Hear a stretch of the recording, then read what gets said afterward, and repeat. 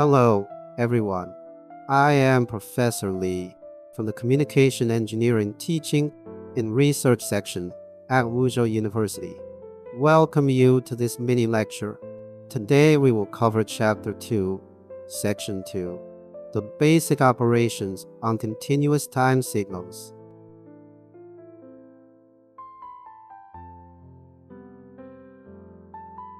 Let's begin with Part 1. The basic operations on continuous time signals. These mainly include 7 types: scaling, reversal, shifting, addition, multiplication, differentiation, and integration. First, we introduce signal scaling. Signal scaling means stretching or compressing the time axis of the original signal f of t to obtain a new signal f rate t, where is a positive constant. When 0 less than a less than 1, the time axis is dilated and the signal evolves more slowly in time. That is, f of rate t is an expansion of f of t. When a greater than 1, the time axis is compressed and the signal becomes more compact in time. That is, f of rate t is a compressed version of f of t. The plots are shown in the figure. The figure illustrates expansion and compression using f of 2t and f of t divided by 2. F of 2t is a compressed version of f of t, while f of t divided by 2 is an expanded version of f of t. Second, time reversal. Time reversal means rotating the original signal f of t by 180 degrees about the vertical axis to obtain the reversed signal f of minus t. The figure shows the evolution of the signal from t equals 0 to t equals 4. On the left is the original signal, which increases over time. On the right is a reverse signal f of minus t, which decreases over time. In essence, the reversal operation replaces a time variable t with its negation minus t, yielding a signal whose direction along the time axis is reversed. Third, time shifting. Time shifting refers to moving a signal left or right along the time axis. A right shift is denoted f of t minus t0, meaning the signal is shifted t0 units to the right along the time axis. For example, f of t minus 2 indicates that the signal, which originally started at t equals 0, is shifted to start at t equals 2. A left shift is denoted f of t plus t0, meaning the signal is shifted t0 units to the left along the time axis. For example, f of t plus 2 indicates that the signal, which originally started at t equals 0, is shifted to start at t equals minus 2. The plots are shown in the figure. Signal addition, with the expression shown in the figure, means adding the corresponding function values in the time domain. The figure contains 3 signals, namely f1 of t, f2 of t, and y of t.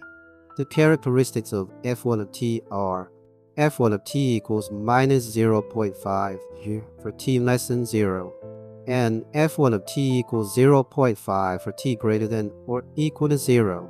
The characteristics of f2 of t are f2 of t equals 0 for t less than 0.5, and f2 of t equals 0.5 for t greater than or equal to 0 over the range of t shown.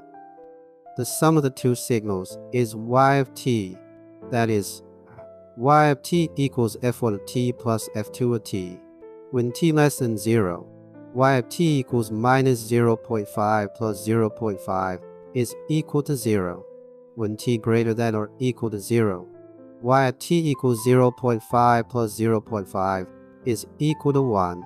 The key point is f4 of t greater than or equal to 0, y of t equals 1, which follows from adding f1 of t and f2 of t. Signal multiplication, with the expression shown in the figure, means multiplying the corresponding function values in the time domain. The figure contains 3 signals, namely f1 of t, f2 of t, and f of t. The signal f1 of t is a rectangular wave, exhibiting a regular on-off switching characteristic. The signal f2 of t is a triangular wave with a continuously varying waveform.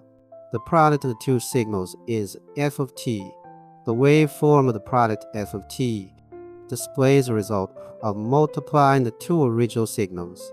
Its shape is jointly determined by both waveforms, reflecting the effect of time domain multiplication. The plots are shown in the figure. Signal differentiation. With the expression shown in the figure, only continuous signals can undergo calculus operations. The derivative of f of t represents the rate of change of f of t at each point. The signal f of t in the figure is a continuous signal. Its waveform is shown in the figure. It has a constant value of 1 in the interval from t equals minus 1 to t equals 1. Its derivative, i.e., the differential of f of t, has a feature that on intervals where f of t is constant, f prime of t equals 0. On intervals where f of t changes, i.e., t from minus 2 to minus 1, and t from 1 to 2, f prime of t equals 1, indicating a trend of linear increase or decrease during these time periods. The differentiated signal reveals the rate of change of the original signal, especially at instants of state transitions. A key consideration in differentiating signals is how to treat discontinuities. From this example, we see that at t equals minus 2, the function jumps from 0 to 1. After differentiation, this produces a unit impulse function. At t equals minus 1, the function drops from 1 to 0, producing an impulse function of amplitude minus 1.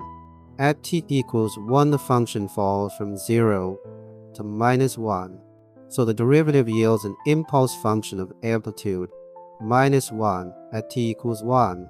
At t equals 2, there is an impulse function of amplitude plus 1. The integral of the signal is given by the expression shown in the figure.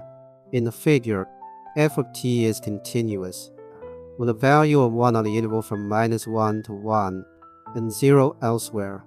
After performing the integration on the interval from minus 1 to 1, we obtain a ramp function with slope 1.